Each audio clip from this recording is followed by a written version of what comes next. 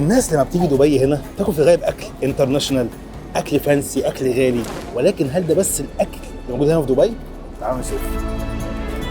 تجربة الأكل في الإمارات تجربة ممتعة جدا، حتى الأكل موجود في تقريبا معظم دول العالم، كنتاكي، بابا جونز، فايف جايز وغيره وغيره وغيره، وحتى البيك اللي كنت باكله في السعودية. كل دي تجارب ما يختلفش عليها اتنين، ولكن أنا ما جيتش الإمارات عشان أجرب بس الأكل ده، جيت عشان أجرب الأكل الشعبي أو الأكل المنتشر وكتير جدا بياكلوه هنا. فأهلا بكم في الإمارات، أهلا بكم في دبي.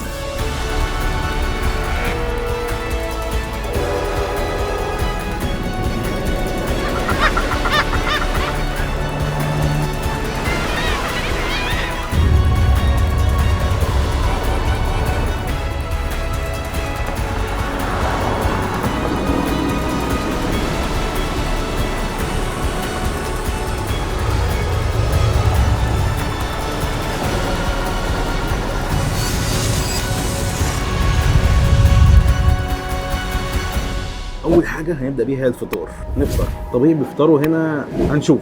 من الاكلات المشهوره بقى قوي عندهم هو عيش البراتا، وده عباره عن عيش هندي وبيحشوه بقى اي حاجه، وفي الغالب بقى بيشربوا معاه كمان شاي كرك الديني. اول حاجه نبدا بيها شاي الكرك. شاي الكرك ده يعني علامه مسجله في الامارات، في قطر، في الخليج بشكل عام، في السعوديه كده يعني. عشان اعرف اقرب لك الموضوع شويه، لو انت مش عارف ايه شاي الكرك هقول لك مثلا هو شاي بلبن مبدئيا، بس مثلا ايه، عايز تاتش قهوه عربيه، حاجه في الرينج يعني. بيشربوه بقى مع الفطار. طبعا الاكل مفيش حاجه معينه يعني، في اوبشنز كتيره، فاحنا هنجيب اوبشن من اوبشنز يعني. ده ثمنه درهم ونص. وقعت الشاي الكرك على نفسي. بصوا انا طلبت 3 حاجات. اول حاجه اسمها عندهم بيض بالشيبس عمان، انا طلبته بالجبنه. هو ده عيش البراتا. تعالوا نجرب، انا عايز اجرب الاول. بسم الله. واو بنحسه عيش صاج على فطير جميل قوي مع شاي الكرك بقى، بيض مع شيبسي مع جبنه. واو اي لايك. هو فعلا عيش صاج على فطير بالظبط. طلبت حاجه عندهم اسمها فيمس تشيكن. هو بيحشوها بصوا اي حاجه، ده كانه شاورما بيتي يعني. ده اللي شميته كده دلوقتي، فراخ متشوحه ببصل وعليها صوص، نفس العيش. ريحته حلوه قوي. هم بنصور كده وبتاع، فايه يعني حاولوا يخلوا المنظر حلو، فجملوا البصل وظبطوه كده وبتاع يعني، فاهمين؟ نوع من انواع الكرم والضيافه يعني، الحاجه تطلع شكلها حلو. بصوا انا جاي مكان زي اماكن كتيره جدا في دبي بتعمل الاكل ده، بيسموها كافيتريات. انا حاولت اسال على مكان مشهور، مفيش حاجه اسمها كده، كله زي بعضه تقريبا. ندخل بقى على ده دايناميت تشيكن. اصلا في الطبيعي بيتقدم كده اهو، بيتقدم بهذا الشكل، لكن هو مش عارف، هو بيعملوا نصين كده، طريقه في التقديم ثانيه او كده. بس انا ده اللي انا لما دورت عليه لقيته هو بيتقدم كده، زي العيش الفينو كده بيتلف. بسم الله. النوش لما تجيلي معاه كاتشب مايونيز لو عايز ازود. هو الفكره بشكل عام بقى، حط بقى اللي انت عايزه في جوه العيش براحتك يعني. هم عاملين منيو فيه كذا ايتم بقى، وشكل انت عايزه ممكن عادي. هو في الاخر هو بيقدم في الاخر هو العيش ده الصراحه معلمه. السندوتش اللي قبله هو فعلا شاورما معموله في البيت على الطاسه صرف. فلو انت بتحب الاكل البيتي او زهقت من اكل الفاست فود بشكل عام، ده اوبشن لذيذ جدا. عشان الكرك يظبط الدماغ. بصوا تجربه غير متوقعه بالمره. انا جاي مكان عشوائي، انا ماشي في الشارع قلت عايز اصور فطار، يلا بينا ندخل اي حته يعني. انت فاهمين قصدي؟ لو انت حتى في مصر انت فاهم انا بتكلم في ايه. وفهمت دلوقتي ليه ما كنت بسال على مكان معين ما حدش كان بيديني اجابه. روح كافيتيريا يا عم وكل، هتعرفنا ليه. روح كافيتيريا وكل يا عم. بدايه للفيديو حلوه جدا. طبعا انا برضو بجرب حاجات بره الكاميرا خالص، تجربه شخصيه مش بصوره كفيديو. انا الى الان في دبي اي مكان رحته ما خدتش فيه تجربه وحشه، مهما كان الليفل بتاعه، شعبي، فانسي، عالي، واط، ما فيش. الاكل حلو.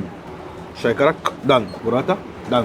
الاسعار بتاعت البراتا دي تروح من 5 درهم ل 10 درهم او اكتر شويه كمان، بس في الرينجات دي على حسب بقى الحشوه، على حسب مش عارف ايه. فلو انت جيت اكلت مثلا توتال 10 درهم، ده طبيعي جدا. جاب لنا كمان كده حاجه اسمها مطكب حاجه يعني، هو تقريبا هو شاي كرك بالزعفران، انا لسه مش فاهم قوي، فهفهم دلوقتي.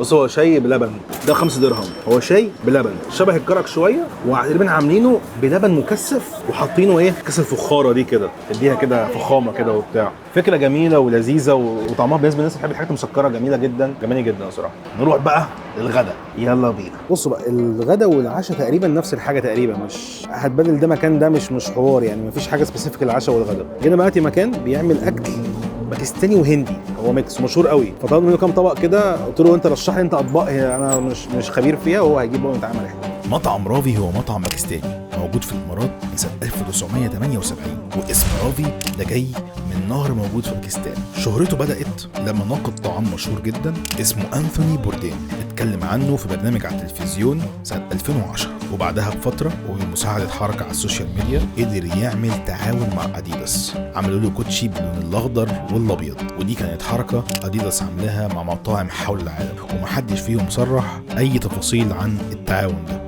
ولكن الكل اشاد بالاكل بتاعه. الاكل نزل، الاكل كتير، جبنا حاجات كتيره، بس انا مش عارف ايه دول، فانا بقى هنستكشف مع بعض بقى. هو ده تشيز نان، بسم الله.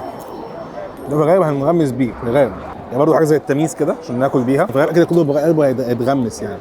طعم التشيز نان ده مرعب مرعب. ايه ده؟ طيب جبنا اول حاجه تشيكن برياني او بيقولوا تشيكن تكه برياني حاجه كده يعني، هو فراخ مع رز. ليتس تراي ات، ده اول مره، بسم الله. خطير. نجرب بقى ايه الفراخ، رهيبه. يا الله يا الله، فكر اكل سعوديه قوي.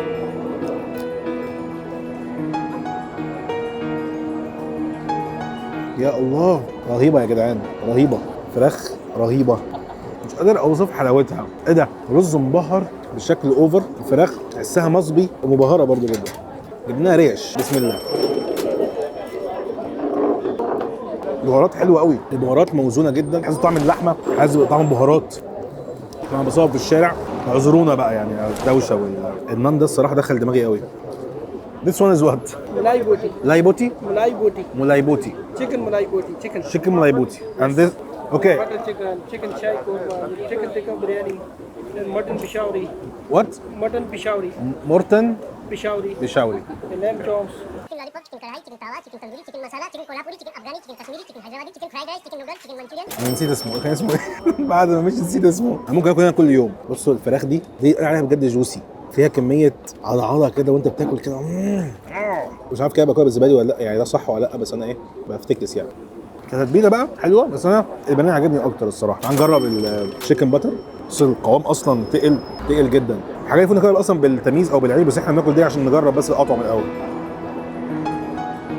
واو واو، نديها بقى. ودوق البهارات، بهارات عمرك سمعت عنها ولا تسمع عنها. او ماي جاد، النن ده نقل التجربه في حته ثانيه خالص، انا متكيف لابعد الحدود. ده بقى التشيكن شاي حاجه، ده قطه كده. نجرب. انا مش فاهم ده ايه ده. Chicken shai korma. تشيكن شاي كورمان 150 dishes. عندهم 150 طبق. عملوهم ازاي؟ وده بقى فراخ بعض، هو تحسها قلب يعني فصوص بشاميل، صوص البشاميل. هو حابين احنا بنصور يعني، تعالوا صوروا تعالوا صوروا، عشان برضو معايا واحد صاحبي صديقي اللي من اليابان، لما جاي معايا دبي برضو مش بيحب السبايسي قوي. في حاجات ممكن تنزل سبايسي ما ننزلهاش، يعني ده ممكن يبقى سبايسي مثلا عشان منه السبايسي، وهكذا. كل طبق يكفي كوجبه بالعيش. الصوص رهيب الصراحه، كمون مع دقيق مع لبن مع ايه ده. ده بقى الطبق اللي ده عندهم مميز جدا. نجربه الاول كده برضو من غير حاجه. ده سبايسي، بس قلب سبايسي نص نص. ايه ده؟ لا لا لا، جربت ده؟ امسك يا ابني، جرب يا ابني. ايه ده يا جدعان؟ ده دي لحمه. انا باكل حاجات اطعم عمرها ما عدت عليا في حياتي. اللحمه من كتر ما هي طريه في الاول افتكرتها فراخ، اقسم بالله بسبب الصوص. فبس اول ما كده حاسس انها فراخ، مش انا نفسي اعرف ايه البهارات دي. يعني انت من بعيد تحسها باميه، بس هي مش باميه. تشيكن برياني. المطعم ده اسمه رافي، بالعربي راوي. انا نفسي اجرب 150 طبق بجد، نفسي اجرب 150 طبق. تشيكن مساله، تركه صامتا، مبسوط. احسن من اكل اليابان هنا كله حلال. انا اكتر حاجه عجباني، اكتر حاجه البرياني الصراحه، حلو قوي قوي قوي. رز معمول حلو قوي، والفراخ بتاعته رهيبه، عظيم. حاطط كميه محترمه من الرز والبهاره كويس، ومديها طعم اكسبيرينس حلوه جدا. Can you recommend something else from 150? Something spicy. Spicy. Yes. Chicken mutton. Chicken. Chicken achari good. اوكي. يجيبوني حاجه سبايسي، نفسي في السبايسي الصراحه. اسمها تشيكن اتاري. بصوا يا جدعان، ده المنيو، شايفين؟ ده المنيو، يعني ما فيش اكتر من كده. ايه ده؟ ايه ده؟ ايه ده؟ فين بقى تشيكن اتاري؟ ده اخر واحد بقى نجربه. تشيكن اتشاري يعني، تشيكن كاري. ده ريحه كاري قوي، ريحه كاري جدا. هي فراخ من غير عظم، سبايسي مع مخلل. بسم الله. وات ان اكسبيرينس. المطعم ده عايز حلقه، مش عايز يتحط في جوه حلقه كده. التشيكن الشاري دي تقريبا حلوه جدا. هي فراخ كاري بس حراق من الاخر يعني. في هنا اجانب كتير جايين ياكلوا، فبيجوا هنا يجربوا اكل بقى غريب عن ثقافتهم. انا قاعد كده عشان ما اكشفش الناس يعني. الفيديو ده اكتر فيديو جربت فيه اكل غريب في حياتي بعد اليابان. هو سبايسي بجد. الاكل ده مش عند راوي بس او رافي بس، موجود في اماكن ثانيه كتير، اكلات مشهوره بشكل عام. انا خلصت العيش النن اللي بالجبنه ده. الميزه هنا في دبي ان احنا جايين في عز الشتاء، بص شتاء قوي. نروح بقى نجرب اخر اكله. ندخل بقى على المندي والمصبي، اكل الكبسه من الاخر. طبعا احنا قلنا غدا عشاء، فاحنا بنصور العشاء الصبح والغدا بالليل، مش تفرق يعني. هو كده انت ممكن تحجز دي قصاد دي. الكبسه بشكل عام في الخليج بشكل عام ده اساسي يعني. اول ما دخلنا ادونا شوربه نجربها كده. فيها سبايسز كتير قوي. واو حلو قوي، نايس. طيب جبت 3 اطباق. انا الاكل ده ما اكلتوش في السعوديه او في الخليج من زمان جدا، فعشان كده مش متشوق له قوي. نبدا بالفراخ المندي. اللي مش عارف، المندي سواء لحمه او فراخ بيتعمل تحت الارض في براميل، في حلل كبيره تحت الارض، بيطلع في اخر الشكل ده كده. بيدهنوه كده، بيخلوه لونه كده برتقاني كده بتاع. والطبق ده 31 درهم. بسم الله. نقدم معاه دقوس الصلصه، نحطه على الرز نديها. ندخل بقى على البطل. زمن. بسم الله.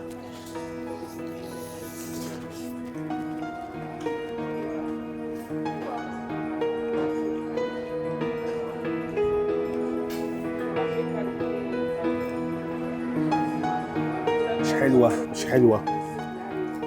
الذكريات ضربت في نافوخي. البتاع مبدئيا هي مش دايبه. انا اصلا سخنه جدا، بتتفكك انها مش عارف اقول لك انها ايه. انا مش بعمل اي مجهود في ان انا افك الاكل. طبعا صديقي معايا هنا، المامي يلا يا جمل، يلا بينا يلا. ايوه، بلا سوشي بلا سيويد، ما اسمعش حسك تاني في الحاجات دي. تقدم مع رز ابيض كده طويل حبه، ممكن اقعد كل يوم. ندخل على المصبي ده المفروض بيتعمل على الحجر. الحجر بيبقى سخن جدا، بيتعمل على الحجر على طول. في منه برده لحمه وفراخ، احنا جبنا برده فراخ، ولكن جبنا بقى سبايسي. انا عمري ما جربت المصبي سبايسي قبل كده على ما اتذكر في حياتي يعني. دي فرصه حلوه هنجربها. هتاخد نفس الرز طبعا، نفس الرز بالظبط، مفيش اختلاف في الرز يعني. هو نفس الرز بس هو تحسها فراخ مشويه، هي مشويه بس على الحجر بقى. الله اديني سبايسي. نقدم بشكل عام كده زبادي. مش عايز اروح. انا عارف كذا حد هيعلق على القعده دي، بس انا بحب اقعد كده. افتح بقك يلا يا كتكوته. سبايسي جامد. هما في اليابان مش بياكلوا سبايسي، فهو بالنسبه لي الحاجات دي ايه. انا بالنسبه لي الاكل دي اكله ملوكي، ممكن اكلها كل يوم عادي جدا، سواء مندي او مصبوح. بحب المندي اكتر الصراحه. تعالوا بقى نجرب الطبق الاخير للاسف معانا في هذا المطعم. هو اللحمه ب 52 درهم. لحمه مندي بقى، نفس الفكره، نفس طريقه العمل، بس ايه، لحمه دايبه. بصوا مش دايبه، هو انت اصلا مش محتاج تتكلم، بس العظمه اهي. واو. واهم حاجه مش دايت كده. الاكله اكتملت. انا بس بحاول امسك نفسي شويه، بس مش متخيل قد ايه مبسوط ان انا باكل الاكله دي. ريلي فيري في مصر، بس مش كده يعني، فاهم. هنا ده الاصل بقى. اسيبكم واستمتعنا بالاكل شويه، بس في الحلقه دي كده الان احنا شفنا كده الاكل اللي نوعا ما تقليدي اكتر في بلاد الخليج يعني، سواء الامارات السعوديه كده، وخصوصا في الامارات عشان في الامارات دلوقتي. بس كده الحلقه دي حبينا نشوف جانب اخر من دبي والامارات ممكن كتير ما كانش شافه. لو عجبتك الحلقه تعمل لايك وشير وسبسكرايب، واكيد عايز اسمع معاكم في الكومنتات. خدوا راحتكم. كان معاكم عمرو شريف من قناه عمرو شريف، وسلام.